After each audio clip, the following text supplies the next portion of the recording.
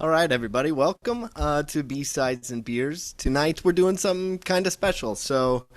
I'm joined by my good friend Adam Dorn, one of my best friends. We always love to talk music together, and this one's kind of special to us because we're both super into the Lemon Twigs. Hopefully, some of you are too. If you're not, that's fine. We're gonna tell you a little bit about them. We found out about the Twigs around the same time when their first album came out. And I had seen a video of theirs on KEXP. It was just a live performance, and it was pretty cool. But I didn't really dive in. And Adam was really the person who's like, no, man, you should listen to Do Hollywood and dive in. Yeah, I remember. I think this is probably early 2017, around that time, or maybe late 2016 when we got into that album. And it was just we both really love like 60s rock and things like that. We both obviously like Beatles and the Rolling Stones and all those guys like that and stuff. And first time I heard these guys, I was blown away. It doesn't make any sense that they like write music in 2021. Um, Yeah, and they're so young too. Like I yeah, think at the time they were like maybe 19 or 20, early 20s. But yeah. you don't hear that coming from people of that age this day anymore. Yeah, So it's just kind of wild. they're two brothers, Michael and Brian. If you guys aren't familiar with them, and they're born and raised in Long Island, and they just write music in their parents' basement, right? And Yeah, it's pretty yeah. incredible. We both saw them live around the same time as well. And they're if you like them and you haven't seen them in concert, once you're physically able to, we can't recommend it enough. They're just some of the Yeah. unbelievable performers and just have so much energy on stage, and it's one of those And bands where it's it's consistent absolutely. too. Like Yeah, they're no matter when you see them, they're going to give you a killer show. Really a spectacle. You don't really get to see that kind of show anymore. yeah, for sure. But so when it came time for their second album, just something to keep in mind here is this is their sophomore album. Usually bands, either try to double down on their early sound or do something completely different. And I think they did a little of both. It is a musical, so it kind of lives somewhere between like a musical, a Broadway musical, and a rock opera concept album. There is a clear story all the way through. We just had to do a little bit of digging to kind of figure it out. So Adam actually, we both loved this album. We both thought it was fascinating, but we kind of sat on it for a bit. And Adam really came to me and said, "Hey, why don't we figure out this musical? Why don't we write it out?" Yeah, and for me, like if you guys, I don't know who's all here, but if you guys know me, I'm not like a big lyrics guy and stuff like that. I love their sound. I mean, I like a lot of, I like lyrics in certain songs for the Lemon Twigs, but I really love their sound. And this album, I thought it was pretty interesting. I like some songs here and there, but when we really dug into all the lyrics and the whole story of it, and it totally changes the game. It's such a because, like as Dan said, it truly is a narrative story, and there's really a lot to it. There's a lot of, figurative, a lot a a lot of lot of layers. a lot of layers. Yeah. It, So it, it's it, pretty wild. yeah, it's really interesting. So whether you're familiar with the Lemon Twigs, like I said, I really loved them, and I didn't know a lot of what this album was. I just knew it was a about a monkey, and maybe Todd Rundgren was involved, and that's kind of what I knew. And then when we really started like Yeah. peeling it back, it's pretty interesting. It's pretty wild stuff. Just a couple disclaimers. There's some really heavy themes and intense things that happen in this, so just keep that in mind. But also, this is like our interpretation of the story. We did our best to kind of piece this together. Throughout this, there's going to be art that's in the Gatefold album. So there's going to be some art. It's I have all of the lyrics here for you to follow along with, and it's broken down by character. That has been taken from the liner notes of the album, and then other parts of the story we've just had to piece together from random interviews they give, or just it's really filling in a lot of the blanks. So if you have any thoughts about what's going on in the story that we're not maybe touching on, feel free to pop it in the group chat, and then at the end, I think we're going to open it for discussion if anybody wants to talk further about, how this story affects them, or if it means anything to you. So, so the way it's going to go is we're going to go track by track, and then we're going to kind of summarize and talk about what's going on in the story, and then set up the next song for you. So we're just going to go through the whole thing like that. It's 2 acts. The music is about an hour long, but it's interesting. So let's dive in. I'm gonna give you a quick character rundown. Our main character is Shane the monkey, who has been raised as a human by his parents. He does not know otherwise. He believes he is a human, but he is a chimpanzee. We have Carol, who is Shane's mother. She at one point was a rock and roll star who kind of gave it up to raise a child. We have Bill, her husband, who is just very loving and dedicated to her, wants to do whatever she wants to do, but is a little, on the cautious end. Doesn't, he kind of plays it cool for the most part. And then we have some random characters that we're going to run into, which don't have art. So this is the love interest, Daisy, which we'll get into a little bit later. And then there is just a little school bully that we'll get into. Adam, you want to say anything before we dive into this first song? I just want to say cheers. Cheers, everybody! Thanks for joining us. This is going to be a good show, and like I said, feel free to let us know your notes in the chat. All right, so the story opens with Carol, who is living her rock and roll dreams. So she is a singer, and the story kind of tells itself. So let's just dive in to the first song, Never in My Arms, Always in My Heart. All right, so it kind of opens with a bang. Unfortunately, despite their best efforts to have a child, Carol has a miscarriage. So it's pretty tough. It starts off pretty dark, as you said, Caleb. Yep. But it's really interesting because the lyric "Never in my arms, always in my heart." One of the Twigs actually, he overheard a woman telling a story very similar to this, but she had it tattooed on her arm, and he thought, for sure that had to be from something, but it wasn't. So they kind of worked it into the story here. Yeah, obviously, never in my arms, always in my heart. That's pretty clear what that means, unfortunately. I was listening to it now, and I thought about this song. If you guys know the song "Last Kiss," I think it's most popularly known by Pearl Jam. It's just like Okay. this really sad song about oh where can my baby be? Lord took her away from me. But the original version of that song Yeah. it's about a car crash. But the original song is actually written in the '60s, and if you listen to it, it's this kind of, if you don't hear the lyrics, you wouldn't think of it as this sad song at all. It's kind of, Sure. that's what I think about when I hear this song, is if you separate the music from the lyrics, it doesn't sound like a tragedy. Right. But obviously it's some heavy content there. It's some heavy stuff. Yeah.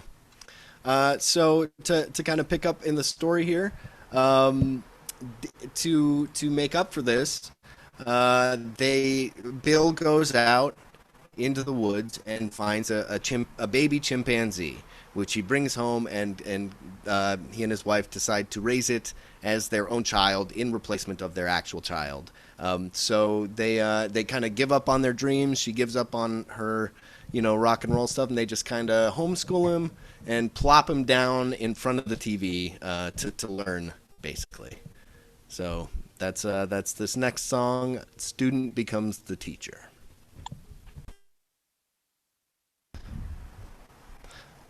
All right, so he's watching TV, and all he sees is a TV show with what seems to be some really unfortunate stuff happening. But all he sees is there's kids my age who are in school. I want to go to school. Mm-hmm. So I should have mentioned earlier, this song takes place many years after the first song. This is kind of, he's well, a little bit older. So he basically sees a soap opera, and all he can pull from it is, oh, people go to school. I'm not going to school. I want to go where people learn, basically. but his dad is kind of just like, you know, he doesn't really want him to go because he knows deep down that he's not going to fit in with everybody else. So he's like, why don't we just, keep watching? Yeah, I think that's exactly it. Yeah, I mean, I'd be it'll be interesting to follow um, that idea. Dad not recognizing that early that I don't know if this is a great for you. Um, but yeah, I think he's never experienced anything his whole life. He's just literally just watched TV, and Right. I think he sees this as his way out. Something new. I think he's Exactly. looking for a way to belong somewhere. Yep. Instead of just being a zoned out in front of the TV like this all day, deep down there's something else that he needs to do. So eventually he convinces his parents to let him go to school, and so this next song kind of takes place on the morning of Shane's first day of school. So his parents are in the kitchen while he's getting ready, and his mom's kind of packing lunch, making breakfast, and kind of looking back on her rock and roll days as she does that. So this song is called Rock Dreams, and it is the first feature of Todd Rundgren playing Bill the dad. And the Lemon Twigs' actual mother sings on this song as the mother. So that's another layer to it that's pretty interesting. So, it's kind of unfortunate. The mother still kind of blames Shane for making her basically give up on her rock and roll dreams. Um, so it's kind of it's just more of this heavy stuff here. Yeah, it doesn't seem. I mean, it's I guess you wonder if the mother ever really wanted Shane. Was if it seems like the father was the one who went out and got him from the Right. woods. Right. I mean, obviously, I mean, as far as we know, it spent most of his childhood just in front of a television. So yeah, unfortunately, not a lot of positive support from his mother figure here. Um, Right. yeah, And just kind of like taking a step out of the story and thinking of like the way the Lemon Twigs wrote the song, it's kind of interesting because their dad was a session musician, and I don't know how much of his career he sacrificed for them. But that's clearly why he can get some. They definitely had some connections to some big names like Todd Rundgren on this. But it's interesting just kind of biographically to kind of look at this song and maybe think that there's something going on. But it's definitely they mentioned something in an interview that like this is definitely a lot more bitter than I think their parents were about kind of the same situation. But it's right. interesting. So Shane goes to school. He finally gets to go to school, and he quickly realizes that it's not exactly how he saw it on TV. He just sees the teachers droning on and on to students who don't listen, and not everybody's exactly as nice as he thought they'd be. You know, it's kind of a rude awakening for him because all he saw was just kids in a school on TV looking happy, and it's quite the opposite. So he kind of lays eyes on a popular girl from afar, Daisy, who is probably the most popular girl in school, and obviously he starts to develop a crush on her. So this next song is kind of a love song he's singing to her, but it also kind of sums up his experience of like what he's learning at school. And kind of what it's like to kind of take those first steps into being with other humans. So this is the lesson. So it's interesting because he's kind of he mentions that he's kind of felt a little different always, and he's starting to feel it more and more now that he's around other humans and seeing how those humans kind of interact. But at the same time, he's just kind of falling in love with Daisy here. But I think the big kind of thing that is starting to the story's starting to focus on is kind of this whole sense of belonging. Like, where do you belong? Clearly, he's a monkey in a school and he doesn't belong. He thinks he does because he's a human, and because he's been raised to believe he's a human. So it's just kind of this weird, fish out of water almost. Yeah, that's exactly what I was about to say. Actually, it's funny. Yeah, I is that's a big theme in the throughout this album, and it really comes through so far the most clear here on this song, which is "Where Do I Belong?" and just searching for meaning in general. And Yeah, also Dan, you trying to connect too with people. I think he's yeah. because he sees himself as a person. He's trying to connect and constantly running into these issues where he's not connecting with people. So he's like starting to look inward and think about why that may be.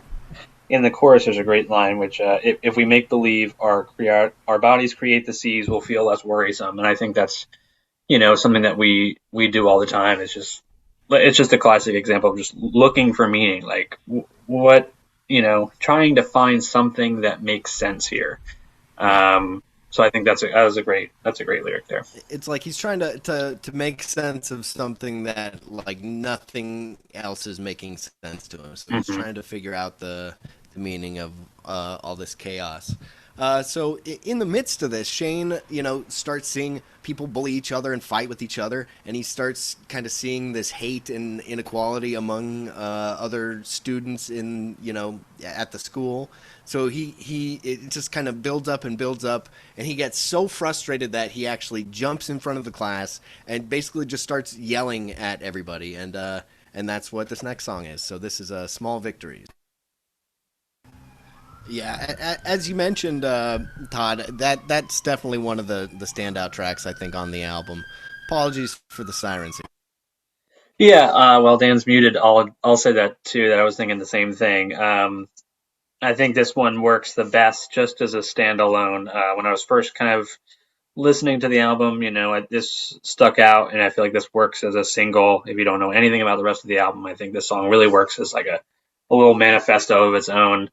Um, for my money, I feel like it's hard to not say that this is biographical in some way.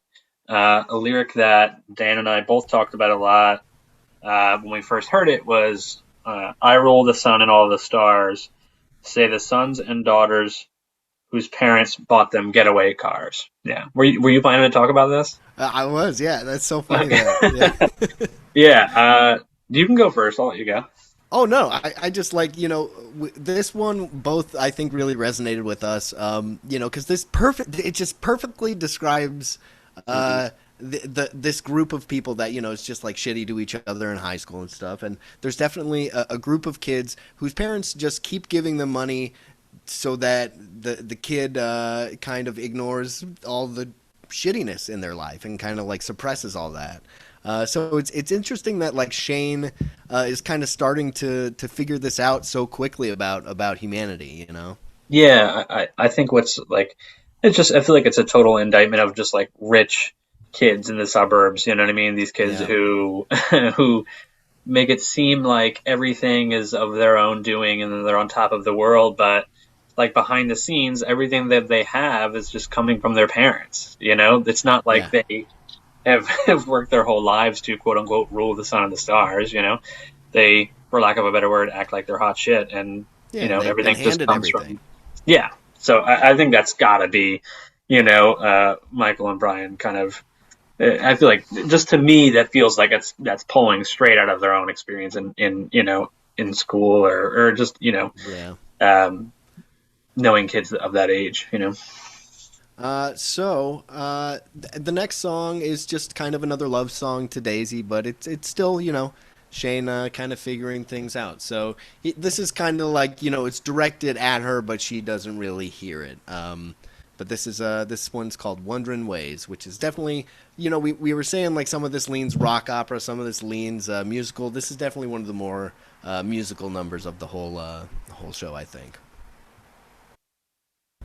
Just a real sweet love song. Um, yeah, the Twigs definitely did. They were on Fear of Death.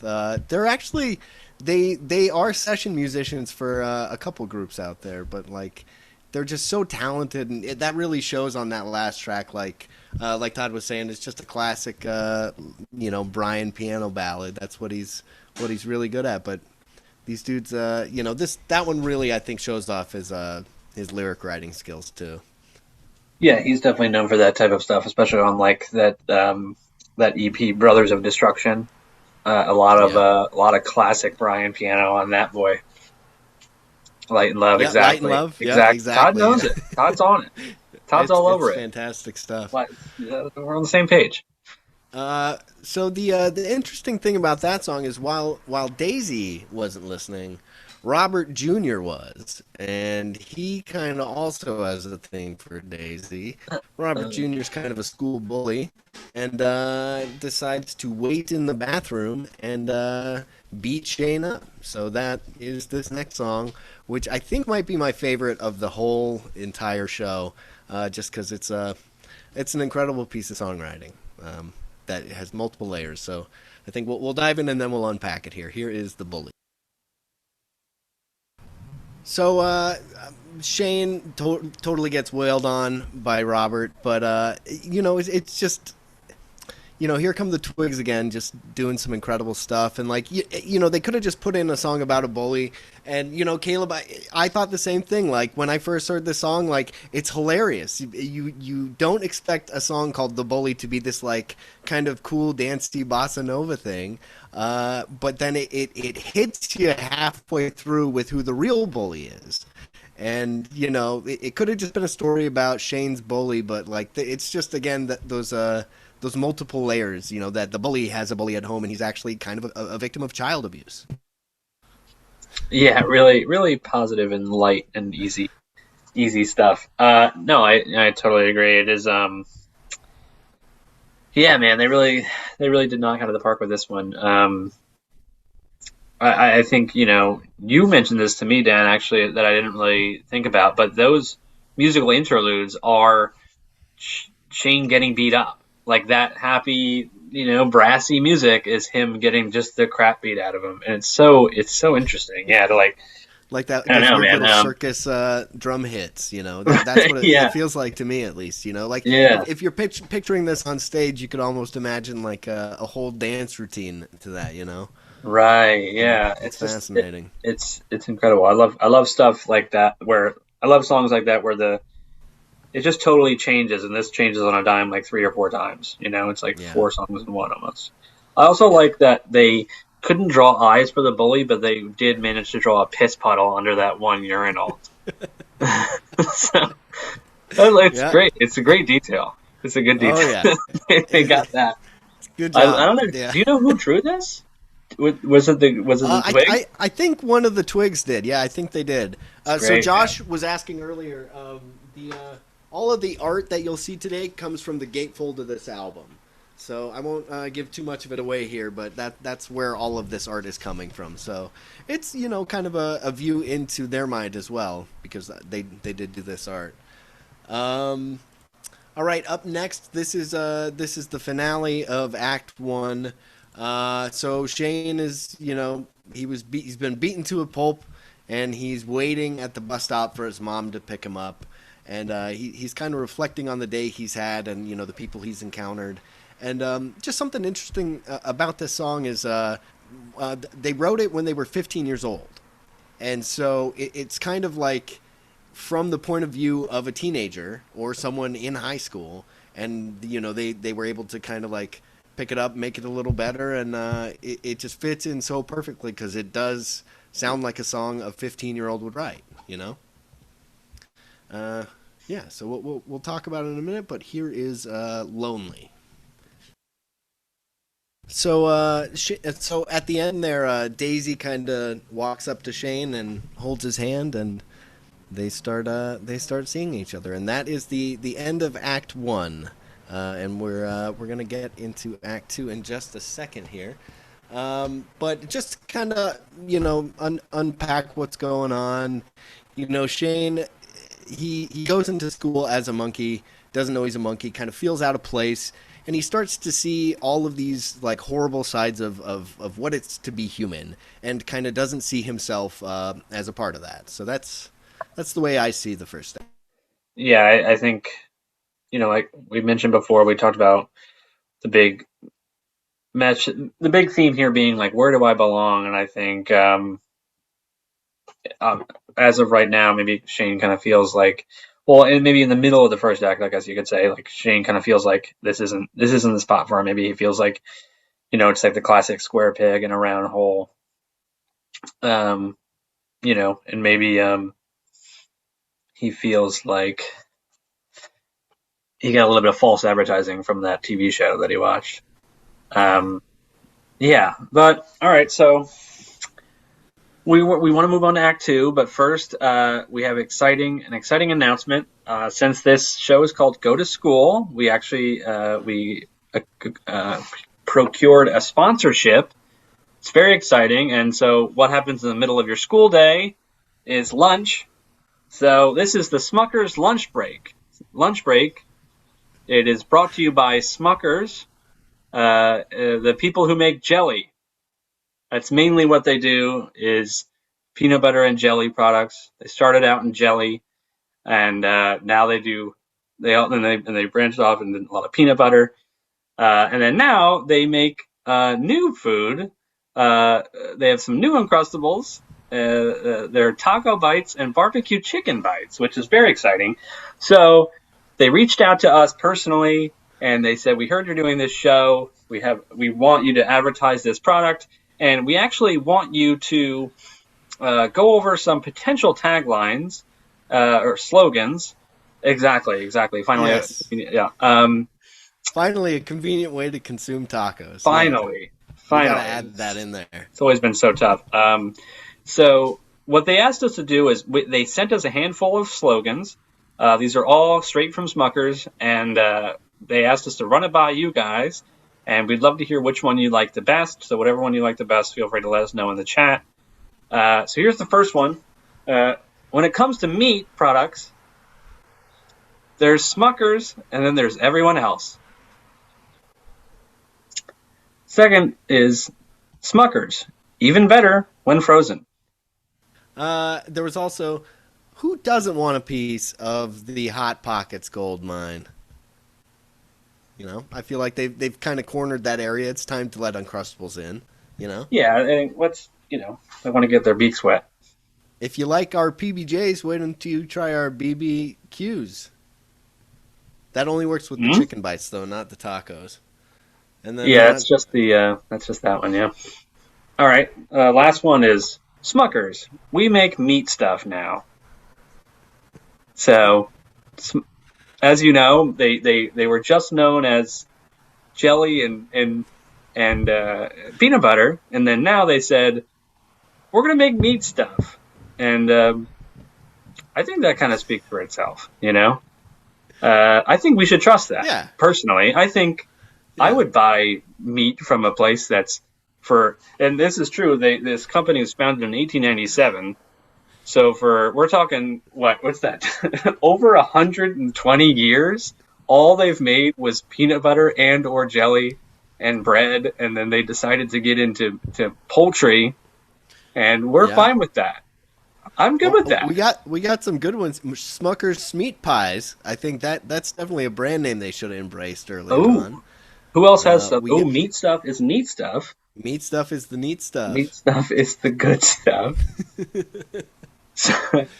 These are great. Well, yeah. I think the point we wanted to make is we're probably not going to continue our sponsorship with Uncrustables meat pies. Mm-hmm. But we did our due diligence here and got it out. So 2 pancakes with meat in the middle. Love it.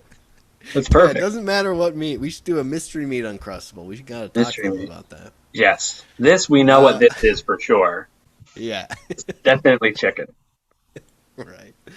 Yeah. All right. Well, we just want to have some fun there. Now we're going to just jump into Act 2. Give me a second. I gotta move to the second record now. But just to kind of set this up, the way I see this is it's kind of like the ending of Grease. Shane is a very different monkey now that he's one of the popular kids, and with Daisy, he's kind of he's a real badass. Not quite like the end of Grease then, but close enough. So Daisy's kind of brought him into this world of being one of those shitty humans, and that's where we open in. So, well, there's to put it lightly, there's a lot to unpack in this opener here, opener of the second act. So we'll dive in. Yep, let's just go. This is Queen of My School, and this actually features Jody Stevens from Big Star, and you might hear a little bit of a Big Star influence on this song. All right. I mean, do you want to take this, Adam, or? Oof. I'm just gonna stay on mute for this one. Yeah. Well, I mean, you could see this one in a couple different ways. I think maybe Right. there's some lyrics that stick out in this song. Generally speaking, Daisy is telling him that they're not quite compatible. Um, Maybe that's because they're two different species. Um, Yeah. They say it's rude. It was screwed up. If someone saw, they'd be confused. And then she just kind of, at face value, flat out says, "Hey, we're two different species." So it's just a little interesting. But I think the point they're trying to make here is, no matter what, she's kind of, changed him into a different person. And she's kind of leading him on, and maybe doesn't want to, stay connected with him because she does know that there is this kind of distance between them, whatever that may be. yeah. So the next song, uh, Shane's parents kind of see that he is becoming a different person, and that he is kind of embracing humanity and not being a chimp like they've kind of known him to be. So they decide to kind of sit him down and have an intervention with him, basically to tell him that, hey, you're a monkey. Basically, you're not a human. This is why everything's kind of felt so weird. Is you're a monkey. So mom, dad, and Daisy get together to kind of tell him this news. And we're going to play two songs in a row here. So this is the first song is Dad, again featuring Todd Rundgren, breaking the news to him. And then the song after that is kind of Shane processing this news. So we'll play two songs here and check back in with you. But this first one is Never Know with Todd Rundgren. Despite, them having this intervention, hoping this would kind of open his eyes and let him see who he is, it's kind of had the opposite effect, and it's pushed him away even further than he was. He fully sees that he is a monkey and they are humans, and that's why they suck, basically. Yeah, it feels like he's been lied to, right? Right. Yeah, I think I know Dan, you mentioned earlier there was another song that felt a lot like a musical, but this song to me feels like a classic showstopper, doesn't it? You can Oh really feel yeah. like the spotlight on Shane here at the end of this song, and yeah, it's a tough one, you know. Yeah. Yeah. He's on a razor's edge here. He's kind of about to snap. The interesting thing about one fact about this song is I think it's the first song Brian ever wrote for Michael to sing Hmm? in the Lemon Twigs. So this is kind of like a perfect example of how the two of them work together. Because I think Michael's voice here is just absolutely incredible. It just fits the character so well, and the emotions that are going on in this little monkey. You know. Yeah. Yeah. All right, so we're gonna. I'm not gonna really set up this next song because I think it kind of tells itself. But this is the next school day. Shane, is on edge, and he knows he's a monkey now, and that all these people are just shitty humans. So the first chance somebody kind of picks on him, that's his breaking point. So let's just jump in. So, some kids pick on Shane, and he reacts accordingly and burns the school down and kills a lot of people. Accordingly, yeah. Yeah. Um, yeah, I think like it just feels like, I mean, the whole album, I guess. I mean, from Shane's perspective, at least, it's just so much teenage angst. I think Yeah. we've all been in that position where we felt like, we're how in our late teens or whatever, or maybe earlier. And in Shane's case, we're going to assume he's 18. Now, anyway, Oh, my point is, it's a classic like teenage angst here. You know what I mean? Just feeling like I don't belong. Nobody likes me. My parents don't lie to me. They don't understand me. All this stuff like that. And then obviously, we can't relate to his extreme reaction here. But right. But I do feel like it's, you know, a bit of there are these people that are angsty and they don't. There's definitely a lot of mental illness out there, and I feel like some people have gone down this route in one yeah, way or another, which is, unfortunate to say. And it's just interesting that they would take the main character on this path. yeah, It's fascinating. It's kind of like how they dove a little deeper into the bully. They're not really, they're not making him a hero. They're just showing right. like what his learning process, and he wouldn't have known uh, this was going on. And like even earlier in the when he's watching TV, it's kind of like hinted at, like, there's people at school dying and stuff, and so like maybe it was like subconsciously in his head that you can be violent or something. But I don't know. It's Yeah. it's very interesting. So as a result of the fire, he runs away, and it's definitely not like, it takes him by surprise. He wanted to do it, but a lot of people died, and I guess he didn't really think through the consequences.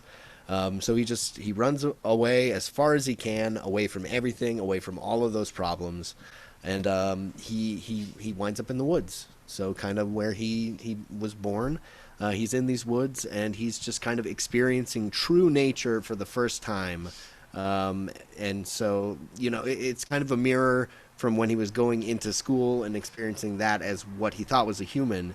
He's now going into to true nature as a real piece of that. So this is kind of, it's where he belongs. So it's just kind of him experiencing things in the forest. And this one is called Home of a Heart, The Woods. So this, he's fully accepted that he's a part of nature. He is definitely not a human. He kind of sees this as a fresh start and a chance to kind of shake everything that he learned in his time as a human, kind of. What this song feels like to me, what Shane is trying to say is people only exist to hurt you. And out here, as lonely as it is, there's nothing that can hurt me. I mean, besides, I guess, like he mentions the loneliness, but I think about the line, Yeah. what could it, yeah, what could incite me if I was away from everyone, without like being there on your own in the woods, no one's going to bully him, no one's going to betray him, no one's going to lie to him. Uh, and I don't think, I mean, obviously he does mention that he is, I think, oh, there you go. So the tears that fall from loneliness, they often shiver to the bone. Sure, but I think, like I said, I think there's that real thought that he's coming to, where it's just like I don't need people. I think people all people did for me was betray me, lie to me, and make me feel bad. Exactly, and I think a part of it too is like, there's lines where he's like, I don't want to be stoned, I don't want to touch you because I don't want to damage you. I think that's him kind of like seeing like the pureness of nature, and how like, he doesn't want to be stoned like he was with the kids. He and I think holiness, when he says holiness, I think he means like nature, like, pure, un not touched at all by humans nature. So it's all kind of very much in line with that. Um, So he's out in the woods. He's wandering around, and he hears a sound off in the distance that sounds familiar to him, but he's not really heard before. So to get a better view and see what's going on, he starts climbing a tree, which starts kind of feeling more and more natural to him. And off in the distance, he hears some other chimpanzees. So this song is called "This Is My Tree," and then I believe we're gonna go into the final song right after that, which he just kind of is it's the final song of the whole show, and he just is kind of accepting everything that's happened to him, and we'll check back in and kind of talk about that afterward. So this is my tree.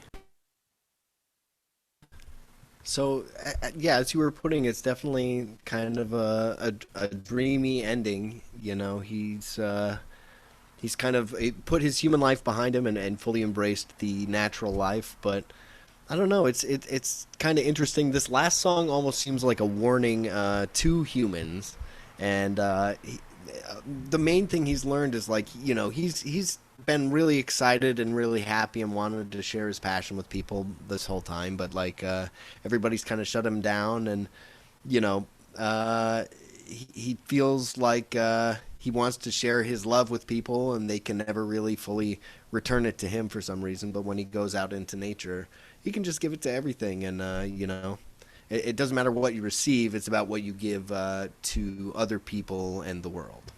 You know. Yeah, I think that last part is that was what I was thinking too. I think you know, um, yeah, life's about what you give, not about what you get. Um, yeah, it's a really beautiful song.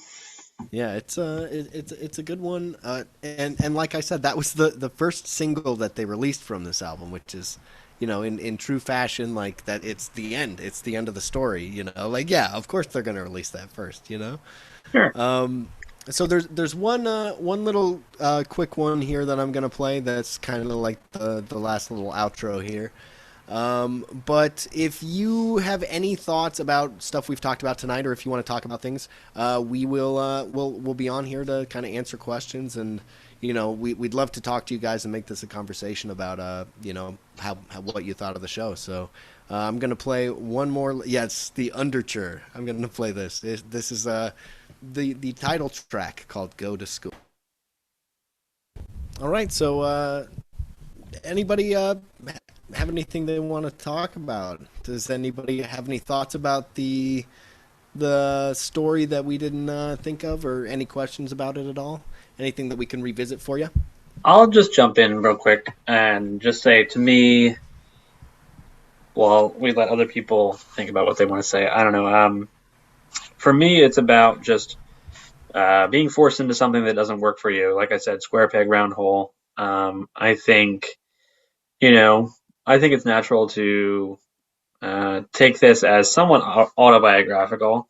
And I think maybe, just my personal opinion, kind of feels like maybe these guys, these brothers, have felt like they're cut from a different cloth. They're musicians and they want to do things their own way, and maybe they feel like they've been uh, at times been forced into kind of something that didn't quite work for them. And I think the great message in it is, as grim as it is, and obviously he has to set fire to the school and things like that. At the end, Shane finds his purpose, and I think that's really what it's all about: is getting out of something that maybe was forced upon you and finding your purpose.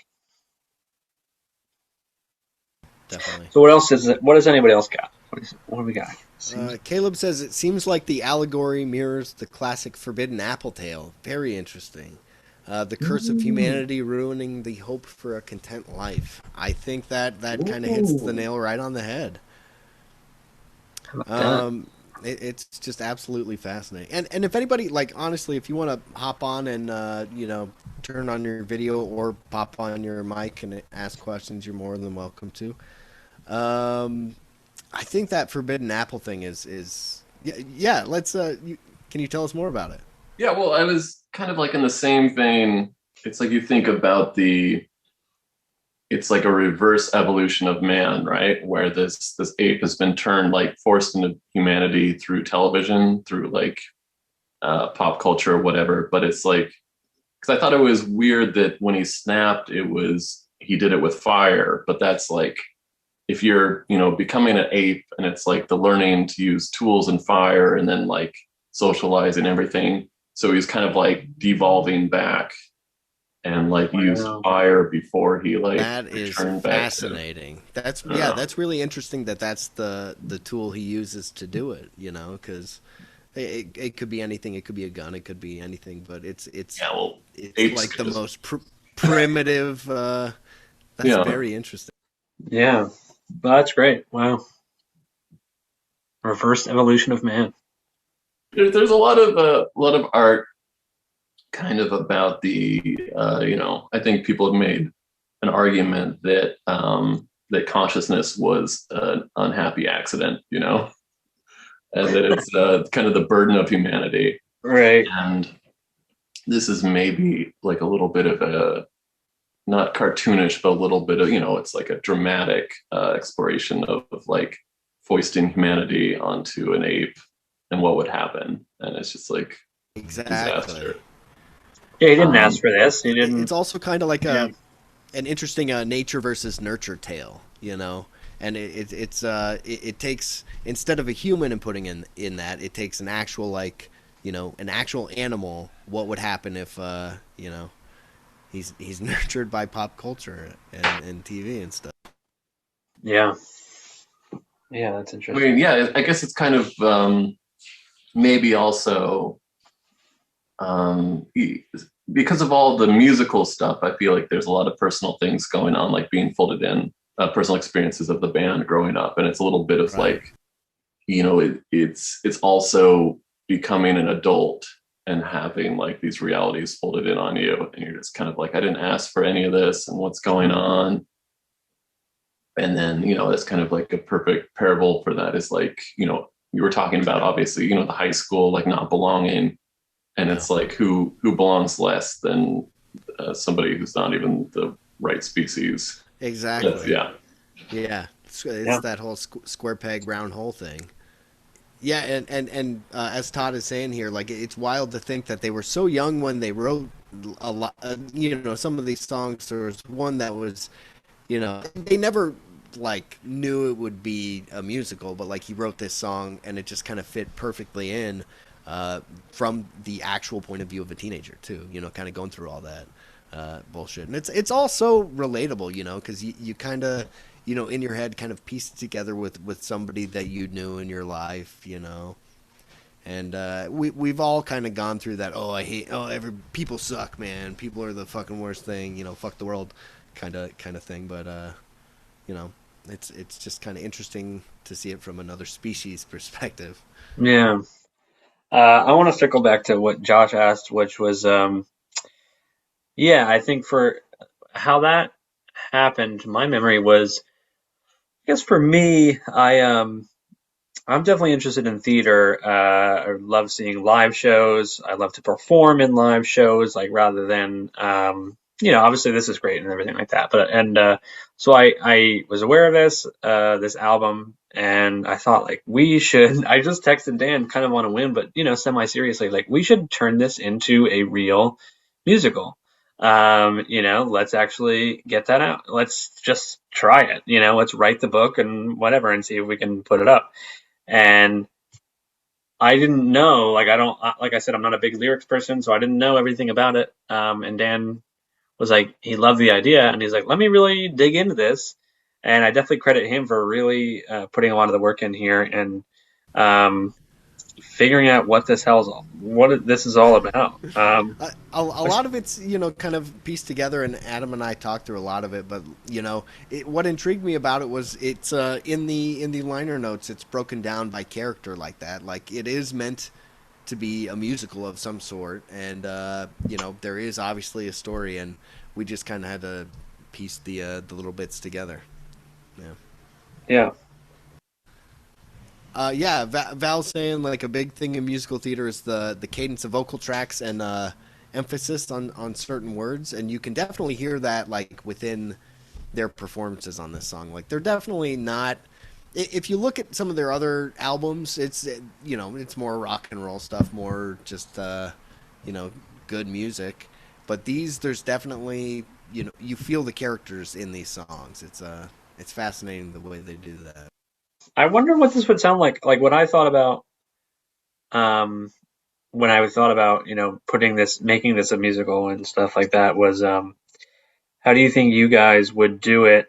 Uh, would you have you know actors re-record these songs, or do you have, I don't know. I mean, I guess you couldn't like necessarily lip sync it and stuff like that, or like do you just take those recordings and just add it to the play that, or yeah, because I feel like I guess to work as a musical you probably need some, in some cases, a little bit more like clarity of the lyrics, right?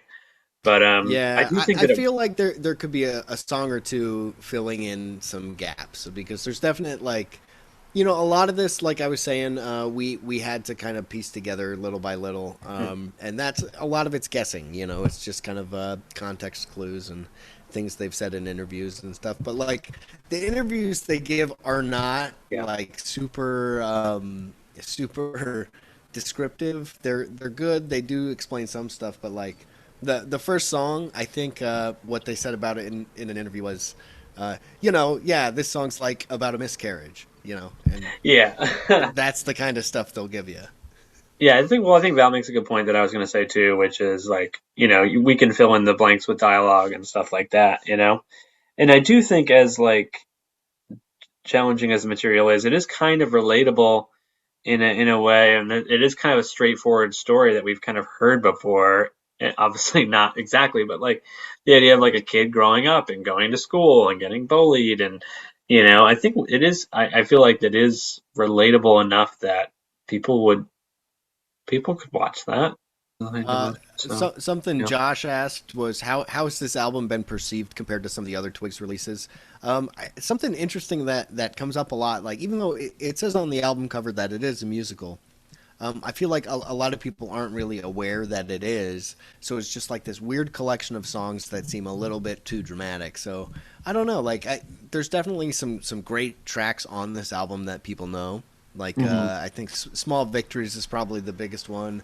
I don't know if I mentioned this, but the fire, that big climax where he lights the school on fire, they performed that on Kimmel. Huh. It's just kind of interesting to you know. There's some intense lyrics in that, so it's interesting to see it went on TV. Yeah. But I don't know, like their albums, I feel like just as a whole, the band is kind of seen as the same, and like you know, the people who are super into them understand why, and you know, people who just kind of see them from the peripheral are like, oh, okay, there's this band doing cool rock and roll stuff, but I think for just as I mean, obviously I'm a fan of theirs, but to be honest, I don't think that this is an album that I spent a lot of time on until I started to delve into the story of it. Like, with the exception of, as Dan said, like a few songs here and there. I think a few, uh, maybe half the songs are definitely aided by the context of the story. But there's a few that we talked about, like the bully, the Queen of My School, small victories. They kind of work on their own.